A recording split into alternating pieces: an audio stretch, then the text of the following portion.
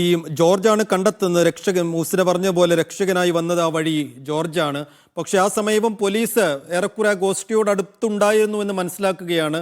Police അവരോട് കഴിയാവുന്നിടത്തോളം എല്ലാ മേഖലകളിലും അരിച്ചു പെറുക്കുന്നുണ്ടായിരുന്നു ആ സമയവും, അല്ലേ?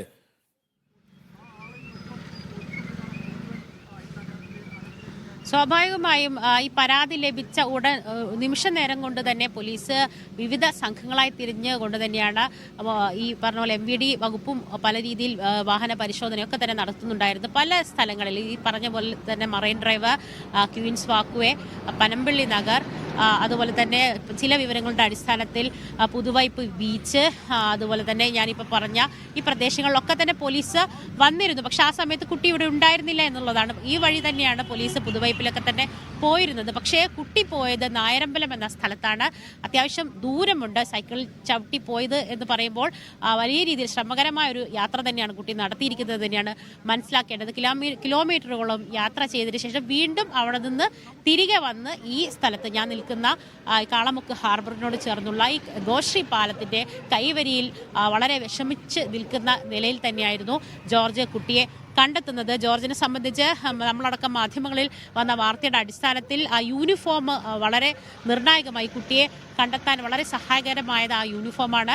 ആ യൂണിഫോം ഇട്ട് ഒരു സൈക്കിളിൽ ഒരു പെൺകുട്ടി, ചെറിയ ബാലിക അവിടെ നിൽക്കുന്നത് ശ്രദ്ധയിൽപ്പെട്ട ഉടൻ തന്നെ നേരത്തെ പറഞ്ഞതുപോലെ തന്നെ വളരെ സൗമ്യമായ കുട്ടിയോട് ഇടപെടുകയും എന്താണ് കാര്യങ്ങളൊക്കെ ചോദിച്ച് മനസ്സിലാക്കിയൊക്കെ തന്നെ ജോർജ് ചെയ്യുകയും ചെയ്തു. അപ്പോഴാണ് കുട്ടി പറഞ്ഞത് താൻ വലിയ രീതിയിൽ മാനസിക സമ്മർദ്ദം അനുഭവിക്കുന്നുണ്ട്, പല വിഷമങ്ങൾ തനിക്കുണ്ട് എന്ന് പറഞ്ഞു കുട്ടി വിതുമ്പുകയായിരുന്നു എന്ന് തന്നെയാണ് ജോർജിന്റെ വാക്കുകളിൽ നിന്ന് നമുക്ക് മനസ്സിലാക്കാൻ സാധിക്കുന്നത്. എന്താണെങ്കിലും പല കാര്യങ്ങൾ പറഞ്ഞു കേൾക്കുന്നുണ്ട്. കുട്ടി സ്കൂളിൽ മൊബൈൽ ഫോൺ കൊണ്ടുപോയിട്ടുണ്ട്, അത് ചോദ്യം ചെയ്തിട്ടുണ്ട്. അത്തരത്തിലൊരു രക്ഷിതാക്കളെ ശരി മുഹ്സിന, എന്തായാലും എന്തുകൊണ്ട് വീട്ടിലേക്ക് പോവാതെ സ്കൂളിൽ നിന്നും ഈ രീതിയിൽ കുട്ടി മാറി നിന്നു എന്നുള്ളത് ഒരു ചോദ്യമാണ്. പക്ഷേ അതിനുള്ള ഉത്തരം കണ്ടെത്തുന്നതിനപ്പുറം ഏറ്റവും വലിയ ആശ്വാസം ഈ സമയം പ്രേക്ഷകർക്കും ജനങ്ങൾക്കാകെയും ഉള്ളത് ആ കുട്ടിയെ കണ്ടുകിട്ടിയില്ലെന്നുള്ളതാണ്.